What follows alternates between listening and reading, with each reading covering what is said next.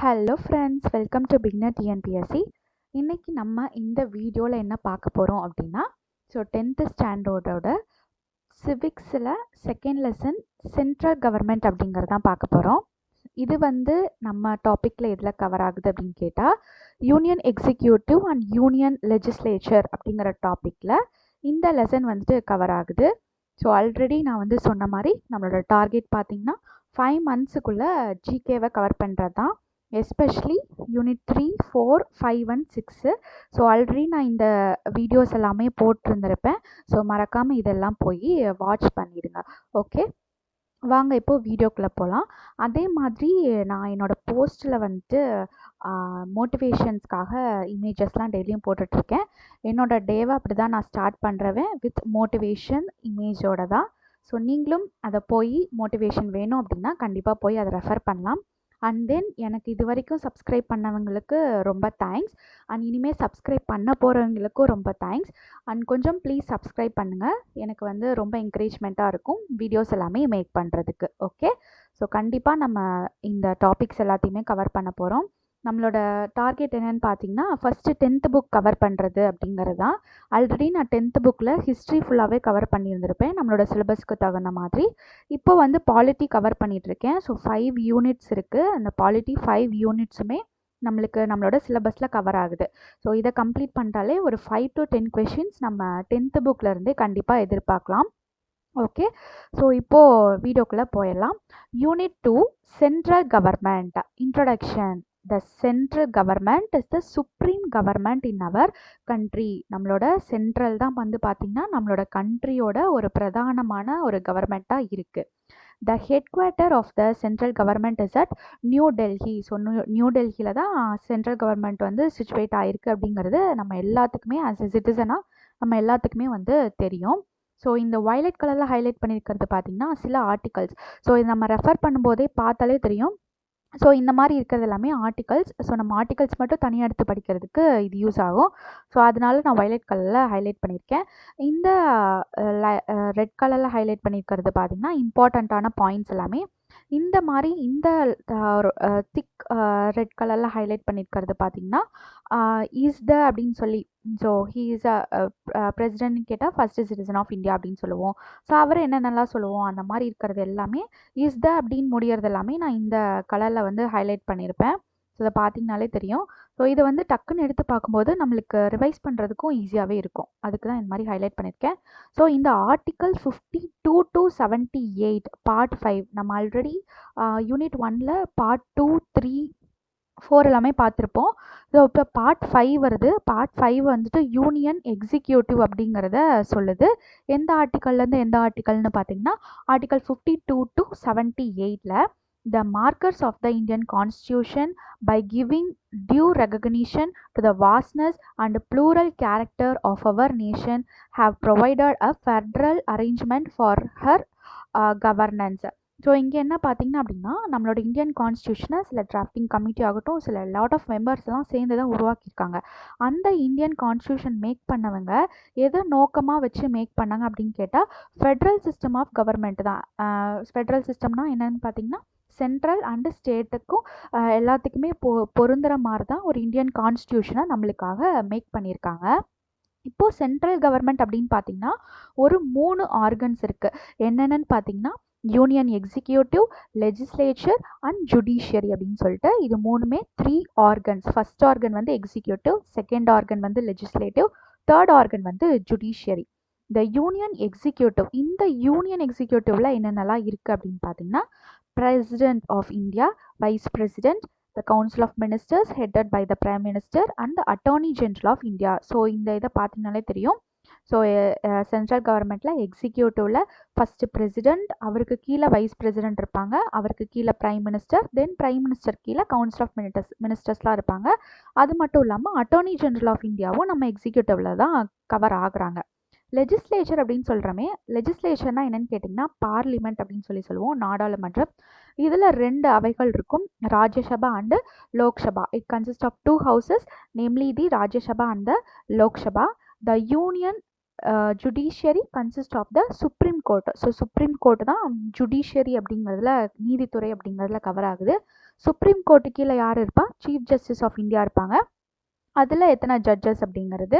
So இந்த மேப்பை பார்த்தாலே தெரியும். ஸோ இதுலேருந்து இந்த இடத்துல இருந்து நிறையா கொஷின்ஸ் கேட்டிருக்காங்க டிஎன்பிஎஸ்சியில். ஸோ இந்த இடம் ரொம்ப இம்பார்ட்டன்ட்.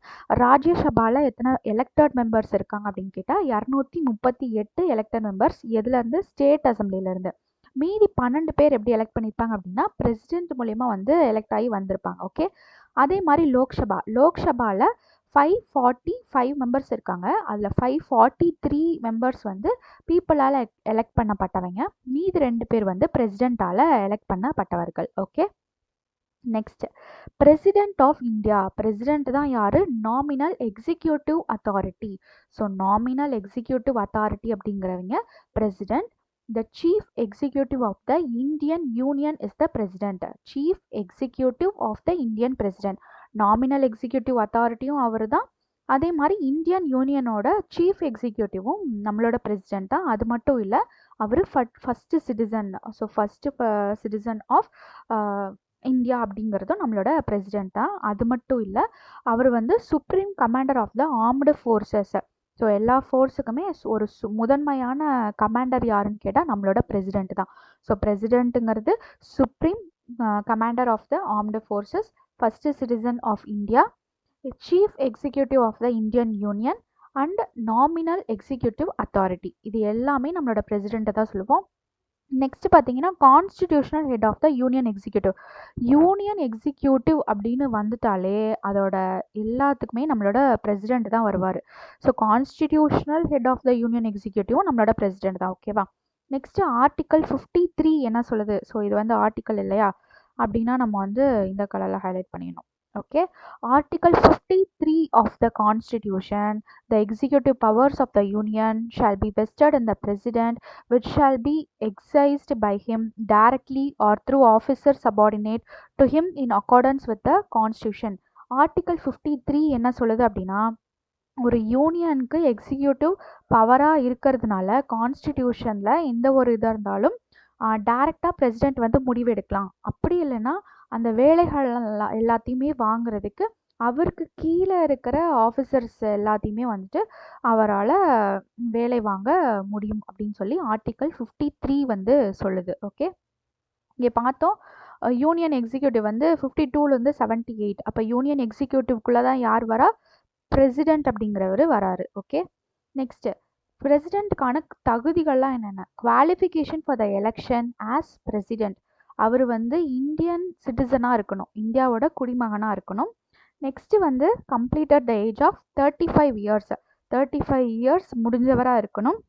நெக்ஸ்ட்டு எந்த ஒரு கவர்மெண்ட் ஆஃபீஸ்லேயோ பணிபுரிஞ்சிருக்கக்கூடாது, அதுலேருந்து சேலரி எதுவுமே வாங்கியிருக்கக்கூடாது. ஸோ அதுவும் ஒரு குவாலிஃபிகேஷன் தான். நெக்ஸ்ட்டு அதர் குவாலிஃபிகேஷன், லோக்சபாவில் இருக்கிறதுக்கான வைஸ் பிரசிடென்ட் வரும்போது இது ராஜ்யசபாவில் இவர் வந்து மெம்பராக இருந்திருக்குன்னு பார்ப்போம். இதுவே பிரசிடென்ட் அப்படின்னு பார்த்தீங்கன்னா லோக்சபாவில் இவர் வந்து மெம்பராக இருந்திருக்கணும். His or her name shall be proposed by at least 50 electors and second by another 50 electors of the electoral college. So electoral college தான் நம்மளோட பிரசிடென்ட் வந்து தேர்ந்தெடுப்பாங்க. அந்த எலக்ட்ரல் காலேஜில் 50 எலக்டர்ஸ் வந்துட்டு இவருக்கு ஓட் போடணும். அதுவும் இல்லாமல் இவருக்கு சப்போர்ட் பண்ணுறவங்க 50 எலக்டர்ஸும் செகண்ட்ரியாக ஓட் பண்ணணும். அப்படி இருந்தால் மட்டும்தான் இவர் வந்து பிரசிடென்ட் ஆகிறதுக்கான குவாலிஃபிகேஷன் இருக்குது. அது மட்டும் இல்லை, நம்மளோட ஃபஸ்ட்டு பிரசிடென்ட் ஆஃப் இந்தியா யாருன்னு பார்த்தீங்கன்னா டாக்டர் ராஜேந்திர பிரசாத். ஓகே, எனக்கு கீழே கமெண்ட் பண்ணுங்கள். இது ரொம்ப ரொம்ப ஈஸியான கொஷின். நம்மளோட இந்தியாவோட இப்போ கரண்ட்டில் யார் பிரசிடெண்ட்டாக இருக்கா அப்படிங்கிறத கீழே கமெண்ட் பண்ணுங்கள். அதே மாதிரி வைஸ் பிரசிடெண்ட்டாக யார் இருக்கா அப்படிங்கிறதும் நிறையா பேர்த்துக்கு பிரசிடென்ட்டுன்னு கேட்டால் உடனே தெரிஞ்சிடும். வைஸ் பிரசிடென்ட் இப்போ ப்ரெசென்ட்டில் யார் இருக்கா அப்படிங்கிறத கீழே கமெண்ட் பண்ணுங்கள். ஓகே, ஸோ இதான் வந்து இந்த வீடியோக்கான டார்கெட். ஓகே, நெக்ஸ்ட்டு பார்த்தீங்கன்னா the president cannot be a member of parliament or of a state legislature. So ஒரு ஸ்டேட் லெஜிஸ்லேச்சர்லேயோ அல்லது பார்லிமெண்ட்லேயோ ஒரு மெம்பராக இருந்திருக்கக்கூடாது. ஓகே, ஆனால் இதில் வந்துட்டு பார்த்திங்கன்னா லோக்சபாவில் ஒரு மெம்பராக இருந்திருக்கணும். Okay, if he is a member of any legislative, அப்படி அவர் ஸ்டேட் லெஜிஸ்லேஷன்லையோ இல்லை பார்லிமெண்ட்லேயோ ஏதோ ஒரு மெம்பராக இருந்தார் அப்படின்னா அவரோட சீட் வந்துட்டு எம்டி ஆகப்படும். Okay, next do you know இந்த 10th சிவிக்ஸில் இருக்கிற எல்லா லெசன்ஸ், அதாவது 5 லெசன்ஸ் சொன்னேன் இல்லையா, அந்த 5 லெசன்ஸில் இருக்கிற டு யூ நோ பாக்ஸ் ரொம்ப ரொம்ப ரொம்ப important. Okay, it is a well known fact that the president of India எங்கே இருப்பாங்க அப்படின்னு கேட்டால் ராஷ்டிரபதி பவன் டெல்லியில் இருப்பாங்க அப்படின்னு சொல்லுவோமா. நம்மளுக்கு இன்னொன்று தெரியாத விஷயம் என்னென்னா, அவருக்கு இன்னும் 2 ஆஃபீஸ் கூட இருக்குது. அவர் வந்து அட்லீஸ்ட் ஒன்ஸ் அ இயரில் வந்து அங்கே போய் இருக்கலாம். ஓகேவா, அது என்னென்ன ஆஃபீஸ்ன்னு பார்த்தீங்கன்னா, த ரீட்ரீட் பில்டிங் அப்படிங்கிறது ஷிம்லாவில் இருக்குது, அங்கே இருக்கலாம். இல்லை அப்படின்னா வந்து ஹைதராபாத்தில் ராஷ்டிரபதி நிலையம் அப்படிங்கிறதுல வந்து அவருக்கு இருக்கலாம். ராஷ்டிரபதி பவன் மட்டும் தான் நம்மளுக்கு தெரியும். இன்னும் 2 ஆஃபீஸஸ் இருக்குது. என்னென்னு கேட்டிங்கன்னா ரீட்ரீட் பில்டிங் ஷிம்லா அண்ட் ராஷ்டிரபதி நிலையம் இன் ஹைதராபாத். ஓகே, இது எதுக்காக? இந்த ஹைதராபாத்துங்கிறது சவுத்தோடதா, ஷிம்லாங்கிறது நார்த்தோடதா, ஏன் இவர் 2 லொக்கேஷன்லேயும் வந்து இருக்கணும் அப்படின்னு கேட்டிங்கன்னா, நம்மளோட நம்ம டைவர்ஸாக இருந்தாலும் யூனிட்டி ஆஃப் த கண்ட்ரியை மெயின்டைன் பண்ணோம் அப்படிங்கிறதுக்காக ஒரு பிரசிடென்ட்டுக்கே இந்த மாதிரி இதை ஏற்படுத்தி கொடுத்துருக்காங்க. Okay, next election of the president. The president is elected by an electoral college. So நான் ஆல்ரெடி சொன்ன மாதிரி எலக்ட்ரல் காலேஜ் தான் பிரசிடென்ட் வந்து எலெக்ட் பண்ணுவாங்கன்னு பார்த்தாச்சு. எப்படி எலெக்ட் பண்ணுவாங்க அப்படின்னு கேட்டிங்கன்னா சிங்கிள் டிரான்ஸ்ஃபரபிள் ஓட் அப்படிங்கிறத பேஸ் பண்ணி எலெக்ட் பண்ணுவாங்க. என்ன அது சிங்கிள் டிரான்ஸ்ஃபரபிள் ஓட் அப்படின்னு கேட்டிங்கன்னா, ஸோ அதில் வந்து மல்டிபிள் யூசர்ஸ் வந்து ஒரு லிஸ்ட் கொடுத்துருவாங்க. ஸோ யார் யாரெல்லாம் பிரசிடென்ட் இது பண்ணுறாங்களோ அவங்களோட லிஸ்ட் எல்லாமே இருக்கும். அதில் 1 2 3 4 அப்படிங்கிற கண்டினியூஸாக சாய்ஸஸ்லாம் வந்து மேக் பண்ணிட்டு இருப்பாங்க. ஸோ அது பேஸ் பண்ணி மல்டிபிள் யூசர்ஸ் வந்து கண்டினியூஸாக போட்டுகிட்டே இருப்பாங்க. அதில் யார் லீஸ்ட்டாக வாங்குறாங்களோ அவங்க வந்து எலிமினேட் ஆகிட்டே இருப்பாங்க. ரவுண்ட் 1 ரவுண்ட் 2 ரவுண்ட் 3 அந்த மாதிரி நடந்துகிட்டே இருக்கும். ஸோ அந்த மாதிரி இதில் வந்து பிரசிடென்ட் வந்து தேர்ந்தெடுக்கப்படுவாங்க. அதுக்கு பேர் பார்த்திங்கன்னா சிங்கிள் டிரான்ஸ்ஃபரபிள் ஓட் அப்படின்னு சொல்லி சொல்லுவோம். Okay, The electoral college consists of elected members of both houses of parliament. என்னென்ன எலக்ட்ரல் காலேஜ்னு சொல்லியாச்சு. அந்த எலக்ட்ரல் காலேஜில் யார் யார் இருப்பாங்க அப்படின்னு கேட்டிங்கன்னா லோக்சபா ராஜ்யசபா மெம்பர்ஸ். அதுதான் வந்து both houses of parliament elected மெம்பர்ஸ்னு சொல்லியிருப்பாங்க. லோக்சபா அண்ட் ராஜ்யசபா மெம்பர்ஸ் இருப்பாங்க. அது மட்டும் இல்லாமல் and the elected members of the state and elected members of national capital territory of Delhi and Puducherry. So Delhi and புதுச்சேரியில் இருக்கிற நேஷனல் கேபிட்டல் டெரிட்டரியில் எலெக்ட் பண்ணப்பட்ட மெம்பர்ஸும் அதர் ஸ்டேட்ஸ்லாம் எலெக்ட் பண்ண மெம்பர்ஸும் ப்ளஸ் லோக்சபா ராஜ்யசபாவில் இருக்கிற மெம்பர்ஸ் எல்லாரும் சேர்ந்தது தான் எலக்ட்ரல் காலேஜ் அப்படின்னு சொல்லுவோம். இந்த எலக்ட்ரல் காலேஜ் தான் பிரசிடெண்ட்டை வந்து தேர்ந்தெடுப்பாங்க. Once elected as the president has to take an out of office before the Chief Justice of India. Okay, இப்போ பிரசிடெண்ட் வந்து இது பண்ணிட்டாங்க, நியமிச்சிட்டாங்க. எப்படி நியமிப்பாங்க அப்படின்னு கேட்டால் யார் பிரசிடெண்ட்டை நியமிப்பா அப்படின்னு கேட்டால் சீஃப் ஜஸ்டிஸ் ஆஃப் இந்தியா முன்னாடி வந்துட்டு அவர் உறுதிமொழி ஏற்பார். இந்த மாதிரி நிறையா இதெல்லாம் சொல்லுவாங்க இல்லையா. ஸோ அந்த உறுதிமொழி எல்லாமே சொல்லி பிரசிடெண்ட் வந்து அவரோட பதவியை வந்து ஏற்றுக்குவார். யாரோட தலைமையிலன்னு பார்த்தீங்கன்னா சீஃப் ஜஸ்டிஸ் ஆஃப் இந்தியா அவரோட தலைமையில். ஸோ பிரசிடெண்ட்டோட டேர்ம்ஸ் வந்து 5 இயர்ஸ் 5 வருஷத்துக்கு அவர் நீடிக்கலாம். அதுக்கப்புறம் திரும்ப வந்து ரீஎலெக்ட் அவரே திரும்ப பிரசிடெண்ட்டாக வரலாமா அப்படின்னு கேட்டாலும் எஸ், வர முடியும் அவரால் திரும்ப ரீஎலெக்ஷன் மூலியமாக. Okay, next powers of the president. So பிரசிடெண்ட்டுக்கு என்ன தான் அப்படி ஒரு பவர் இருக்குது அப்படின்னு கேட்டிங்கன்னா நிறையா பவர்ஸ் இருக்குது. அதில் ஒன்றா என்னென்னு பார்க்க போகிறோம். ஃபஸ்ட்டு பார்த்தீங்கன்னா executive powers. Article 77 requires that every executive action of the union shall be taken in the name of the president. So union எக்ஸிக்யூட்டிவ்ல நடக்கிற எல்லா விஷயங்களும் யாரோட பேரை வச்சு நடக்கும் அப்படின்னு கேட்டிங்கன்னா பிரசிடெண்ட்டோட பேரை வச்சு தான் நடக்கும். அது எந்த ஆர்டிக்கல் சொல்லுது அப்படின்னா ஆர்டிக்கல் 77. அவர் யாரெல்லாம் அப்பாயிண்ட் பண்ணுவா. ஸோ இது ரொம்ப இம்பார்ட்டண்டான கொஷின் இல்லையா. ஸோ யாரெல்லாம் அப்பாயின்மெண்ட் பண்ணுவா அப்படின்னு கேட்டால் பிரைம் மினிஸ்டரை பிரசிடெண்ட் தான் அப்பாயின்மெண்ட் பண்ணுவார். அது இல்லாமல் அவருக்கு கீழே யார் இருக்கா, கவுன்சில் ஆஃப் மினிஸ்டர்ஸ் இருக்காங்களா, ஸோ அவங்களையும் அப்பாயின்மெண்ட் பண்ணலாம். யாரோட அட்வைஸின் பேரில் பிரைம் மினிஸ்டரோட அட்வைஸின் பேரில் கவுன்சில் ஆஃப் மினிஸ்டர்ஸை நம்மளோட பிரசிடெண்ட் அப்பாயிண்ட் பண்ண முடியும். He is responsible for making a wide variety of appointments. அது மட்டும் இல்லை, பிரைம் மினிஸ்டர் மட்டும்தான் அப்பாயிண்ட் பண்ணுறாரு அப்படின்னு கேட்டால் கிடையாது. வேரியஸ் அப்பாயின்மெண்ட்ஸ் இருக்குது. யாரெல்லாம் பார்த்தீங்கன்னா ஒவ்வொரு ஸ்டேட்டோட கவர்னரையும் பிரசிடெண்ட் தான் அப்பாயிண்ட் பண்ணுறாரு. சீஃப் ஜஸ்டிஸ், அதர் சுப்ரீம் கோர்ட்டோட ஜட்ஜஸ் ஆகட்டும், ஹை கோர்ட்டோட ஜட்ஜஸ் ஆகட்டும், எல்லாத்தையுமே நம்மளோட பிரசிடெண்ட் தான். அட்டார்னி ஜெனரல் அப்படிங்கிற ஒருத்தரை சொல்லியிருப்போம், அவரையும் வந்துட்டு நம்மளோட பிரசிடெண்ட் தான் இது அப்பாயின்மெண்ட் பண்ணுறாரு. Then comptroller and auditor general, election commissioner தான், சீஃப் எலெக்ஷன் கமிஷனர் இவர் தான் அப்பாயின்மெண்ட் பண்ணுறாரு. அதர் எலெக்ஷன் கமிஷனர்ஸையும் பிரசிடென்ட் தான் அப்பாயிண்ட் பண்ணுறாரு. Next the chairman and other members of the யூபிஎஸ்சியோட சேர்மனை நம்மளோட பிரசிடென்ட் தான் இது பண்ணுறாரு. Next ambassador and high commissioners to other countries. So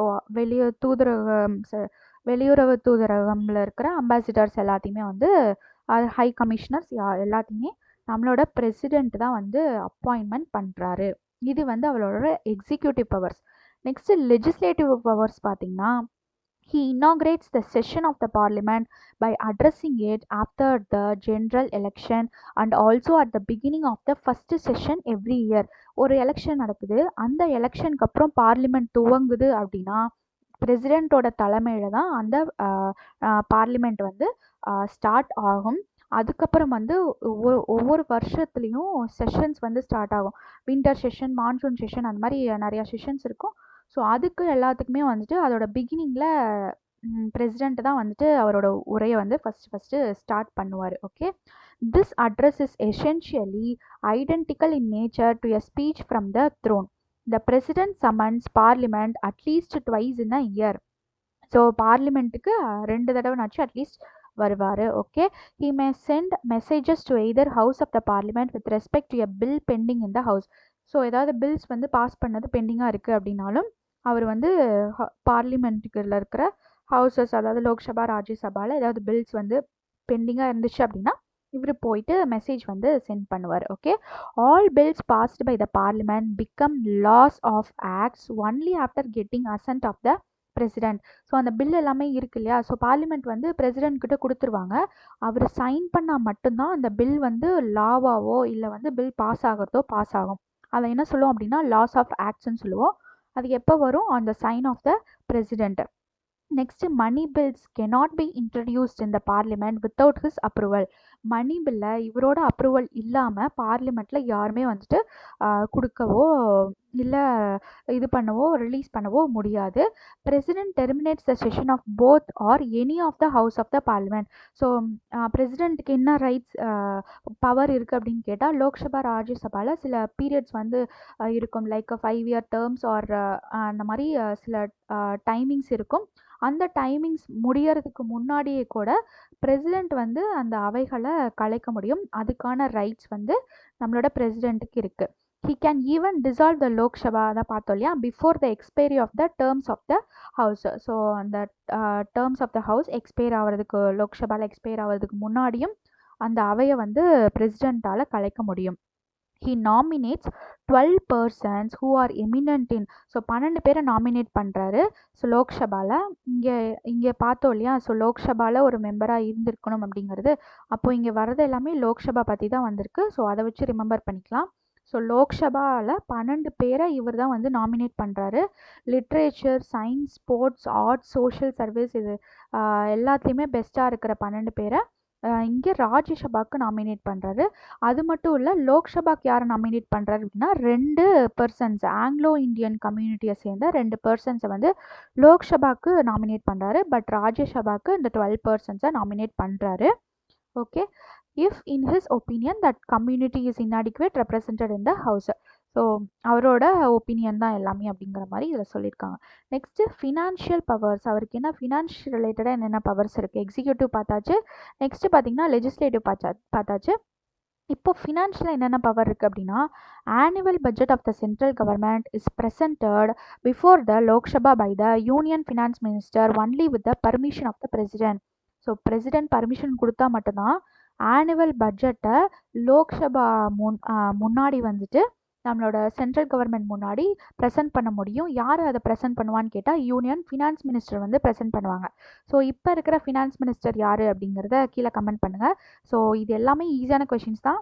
target என்னன்னு பார்த்தீங்கன்னா president, vice president, finance minister. இப்போ யார் இப்போது அட் ப்ரெசென்ட்டில் யார் இருக்கா அப்படிங்கிறத கீழே கமெண்ட் பண்ணுங்கள். Okay, The Constitution of India places the contingency fund of India is at the disposal of the president. So இப்போ ஒரு அவசர நிலை வருது அப்படின்னா இந்தியாவுக்குன்னு ஒரு ஸ்பெசிஃபிக்கான அமௌண்ட் வச்சுருப்பாங்க அவசர நிலை வரும்போது எடுக்கணும் அப்படின்னு சொல்லிட்டு. அதை வந்து யார் அப்ரூவ் பண்ணுவா அப்படின்னு கேட்டால், ஸோ பிரசிடென்ட்டின் அப்ரூவல் அவர் மட்டும்தான் போயிட்டு அப்ரூவ் பண்ணி இந்தியாவுக்குரிய அந்த எமர்ஜென்சி பீரியடில் எடுக்க வேண்டிய அமௌண்ட்டை வந்து எடுத்து எமர்ஜென்சி டைமில் வந்துட்டு அவர் வந்து ப்ரொவைட் பண்ணுவார் ஃபினான்ஸ் பேஸ்டாக. Okay, no demand for a grant can be made except on his recommendation. He can make advances out of the contingency fund of India to meet any unexpected expenditure. He constitutes a finance commission after every 5 years. So 5 years once வந்து finance கமிஷனை வந்து புதுப்பிச்சுட்டே இருப்பார். Okay, next judicial powers. So லால என்னென்ன powers இருக்குது பிரசிடெண்ட்டுக்கு? So பாருங்கள் எத்தனை பவர்ஸ் இருக்குது ஒரு பிரசிடெண்ட்டாக இருக்கிறனால. ஓகே, ஆர்டிகல் 72 என்ன சொல்லுது அப்படின்னா, president powers to grant pardons, reprieves, respites or remissions of punishment or to commute the sentence of any person convicted of an offense. So ஒரு பர்சனுக்கு வந்து தண்டனை காலத்தை குறைக்கிறதாகட்டும், இல்லை அவருக்கு வந்து ஃபுல்லாகவே வந்துட்டு அவரை ரிலீஸ் பண்ணுறதாகட்டும், ஸோ பனிஷ்மெண்ட்ஸ் இல்லாமல் இருக்கிறதாகட்டும், எல்லாத்துக்குமே வந்து பிரசிடெண்ட் வந்து சொன்னாங்க அப்படின்னா இட் வில் பி அப்ளிகபிள் அப்படிங்கிறது ஆர்டிகல் 72 வந்து சொல்லுது. ஓகே, ஸோ இது வந்து அவரோட ஜுடிஷியல் பவரை காமிக்குது. மிலிட்ரியில் என்னென்ன பவர் இருக்குது? ஸோ நம்ம ஆல்ரெடி பார்த்தோம், ஆர்ம்டு ஃபோர்ஸஸ் எல்லாத்துக்குமே வந்து இவர் வந்து ஒரு இது சுப்ரீம் கமாண்டர் அப்படின்னு சொல்லிட்டு பார்த்தோமோ. ஸோ அதனால இங்கே என்ன ஆகுது அப்படின்னா, ஆர்டிகல் 53 ஆஃப் 2 என்ன சொல்லுது அப்படின்னா, supreme commander of the defence force of the union shall be vested in the president and the exercise thereof of shall be regulated by law. So law பேஸ்டாக பிரசிடெண்ட் வந்து டிஃபென்ஸ் ஃபோர்ஸ் இது பண்ணி எது வேணாலும் அவரால் பாஸ் பண்ண முடியும். Okay, next diplomatic powers. இவர் வந்து பிரசிடெண்ட் அப்பாயிண்ட்ஸ் இந்தியன் டிப்ளமேட்ஸ் என்ன அப்படின்னா என்னென்னா, வெளியுறவு தூதரகங்கள்லாம் இருக்கு இல்லையா, ஸோ அங்கே இருக்கவங்க அதர் ஃபாரின் கண்ட்ரிஸ் இது பண்ணுறவங்க எல்லாத்தையும் நியமிக்கிறது எல்லாமே இவர் பண்ணுவார். அதுதான் டிப்ளமேட்டிக் பவர்ஸ் அப்படின்னு சொல்லி சொல்லுவோம். To other countries and receive foreign disputes, ஒப்பந்தங்கள்லாம் போடுறாங்க இல்லையா, வெளிநாட்டு ஒப்பந்தங்கள், அது எல்லாத்தையுமே நம்மளோட பிரசிடெண்ட் அப்ரூவல்ஸ் தான் important. Okay, to other countries and receive foreign diplomats posted to India. The ambassador designate becomes ambassador after calling on the president and presenting his credentials. All treaties and agreements with foreign states are entered into in the name of the president. So அந்த ஒப்பந்தங்கள்லாம் போடும்போது யாரோட name வச்சு அங்கே போகும் other foreign கண்ட்ரீஸ்க்குன்னு பார்த்தீங்கன்னா நம்மளோட பிரசிடெண்ட்டோட பேர் வச்சு தான் போகும். Okay, next emergency powers. Emergency already நம்ம ஃபர்ஸ்ட் லெசன்லேயே வந்துட்டு பார்த்துருந்துருப்போம். National emergency, state emergency, financial emergency அப்படின்னு சொல்லிட்டு. ஸோ அதோட ஆர்டிகல்ஸ்லாம் கொடுத்துருக்காங்க. நேஷ்னல் எமர்ஜென்சி பார்த்தீங்கன்னா ஆர்டிகல் 352 சொல்லும். இது வந்து நான் ஃபஸ்ட்டு லெசன்லேயே கவர் பண்ணியிருப்பேன் இந்தியன் கான்ஸ்டிடியூஷன்லேயே. ஸோ அதை பார்க்கல அப்படின்னா போய் பார்த்துருங்க. ஓகே, ஆர்டிகல் 352, ஸ்டேட் எமர்ஜென்சி வந்து article 356, financial emergency article 360. Okay, sorry. Kerala and Punjab are the states where the president's rule was imposed for a maximum number of times. So கேரளாலையும் பஞ்சாப்லேயும் தான் வந்து பிரசிடென்ட் ரூல் வந்து நடந்திருக்கு. அதுவும் maximum number of times. எத்தனை டைம்னு கேட்டிங்கன்னா 9 டைம்ஸ் வந்து ரெண்டு ஸ்டேட்லேயுமே வந்துட்டு பிரசிடென்ட் வந்து ரூல் பண்ணியிருக்காங்க. Okay, next removal of the president. So பிரசிடென்ட்க்கு இவ்வளோ பவர்ஸ் இருக்குது. ஸோ அவர் விலகிறதோ இல்லை அவரை ஏதாவது இல்லீகலாக பண்ணும்போது அவரை எப்படி ரிமூவ் பண்ணுறது அப்படிங்கிறது தான் இதில் பார்க்க போகிறோம். The president may be writing under his hand addressed to the vice president resign his office. So அவர் எப்படி ரிசைன் பண்ணலாம் அப்படின்னு கேட்டிங்கன்னா, வைஸ் பிரசிடென்ட் கிட்ட வந்துட்டு அட்ரஸ் பண்ணி அவரோட ப்ரொசீஜர்ஸ் எல்லாமே முடிச்சு அவர் வந்து பதவியிலிருந்து விலகலாம். The president may for violation of the constitution. So constitution இதுபடி நடக்காமல் வயலேட் பண்ணியிருந்தாங்க அப்படின்னா be removed from office by impeachment in the manner provided in Article 61. Article 61 படி என்ன சொல்கிறாங்க அப்படின்னா, இது அவர் மேலே எல்லா ஒரு குற்றச்சாட்டு வைக்கும்போது இம்ப்ரீச்மெண்ட்னா குற்றச்சாட்டு வைக்கிறாங்க. ஸோ அந்த குற்றச்சாட்டு கான்ஸ்டியூஷன் இதுபடி நடக்கலை அப்படிங்கும்போது பிரசிடென்ட் வந்து ரிமூவ் பண்ணப்படுவார். அந்த impeachment action can be brought out அது எப்படி நடக்கும் அப்படின்னா, ஸோ அதில் வந்துட்டு பார்த்திங்கன்னா ஹவுஸ் பார்லிமெண்ட் இருப்பாங்களே அதில் வந்து 1/4 ஆஃப் த பீப்புள் வந்து இதுக்கு சப்போர்ட் பண்ணும். அப்படி சப்போர்ட் பண்ணுற பட்சத்தில் தான் இந்த இதை வந்து நம்மளோட அதாவது இம்ப்ரீச்மெண்ட் ஆக்ஷன் வந்து நம்மளால் பிரசிடென்ட் மேலே எடுக்க முடியும். அது மட்டும் இல்லை, த பிரசிடென்ட் ஷால் அப்படியும் அவர் வந்து ரிமூவ் பண்ணப்பட்டாலும் அவரோட பொசிஷனுக்கு வேற இன்னொரு நியூ பிரசிடென்ட் வர வரைக்கும் அவர் அந்த பிரசிடென்ட்டோட பதவியை வந்து கண்டினியூ பண்ணிட்டு தான் இருப்பார். The president shall, in spite of the conclusion of his term, continue to hold office until his successor enters upon his office. So இதுதான் பிரசிடெண்ட்டை பற்றினது. நெக்ஸ்ட்லாம் வைஸ் பிரசிடெண்ட், பிரைம் மினிஸ்டர், அப்புறம் வந்து council of ministers, attorney general, அந்த மாதிரி நிறைய பேர் வராங்க. அதில் சுப்ரீம் கோர்ட்ஸ் எல்லாம் பற்றி பார்ப்போம். லோக்சபா, ராஜ்யசபா இதெல்லாம் பற்றி தான் இந்த லெசன்ஸ் இருக்குது. ஸோ இந்த லெசன் இம்பார்ட்டன்ட் தான். ஸோ ஒவ்வொரு பாயிண்ட்டுமே இம்பார்ட்டன்ட் தான். ஏன் லைன் பை லைனாக ரீட் பண்ணி படிச்சுட்டு இருக்கோம் அப்படின்னு கேட்டிங்கன்னா, நம்மளுக்கு அசர்ஷன் அண்ட் ரீசன் பேஸ்டாக தான் நிறையா கொஷின்ஸ் கேட்குறாங்க. அதனால் ஒவ்வொரு பாயிண்ட்டையும் மைன்யூட்டாக லைன் பை லைன் படிக்கும்போது மட்டும்தான் அதை நம்மளால் கரெக்டாக ஆன்சர் பண்ண முடியும். ஸோ அதனால தான் லைன் பை லைனாக படிச்சுட்ருக்கோம். இதுக்கப்புறம் நம்மளோட இந்தியன் பாலிட்டியை முடிச்சுட்டு எக்கனாமிக்கு போவோம். Side by side Tamil and maths கிளாஸஸும் பண்ணலான்னு ஒரு ஐடியாவில் இருக்கேன். தென் வந்துட்டு பார்த்திங்கன்னா 10th புக்கு தான் ஃபஸ்ட்டு ப்ரையாரிட்டி. அதை கவர் பண்ணிட்டு 11th 12th போவோம். Next 6th to 8th side by side cover பண்ணிகிட்டே வருவேன். So to watch more videos. இப்போ போட்டிருக்க வீடியோஸ் எல்லாமே பார்த்துருங்க. ஆல்ரெடி சொன்ன மாதிரி 5 monthsக்குள்ளே சிலபஸ் கவர் பண்ணுற மாதிரி தான் டார்கெட்டு. ஸோ எனக்கு கொஞ்சம் சப்ஸ்கிரைப் பண்ணுங்கள். ஸோ நிறையா பேர் வீடியோ பார்க்குறீங்க, but subscribe it will be more encouragement for me. Okay, மறக்காமல் டார்கெட்ஸும் கொடுத்துருக்கேன், கீழே கமெண்ட் பண்ணிடுங்க. தேங்க்ஸ் ஃபார் வாட்சிங் த வீடியோ. தேங்க்யூ.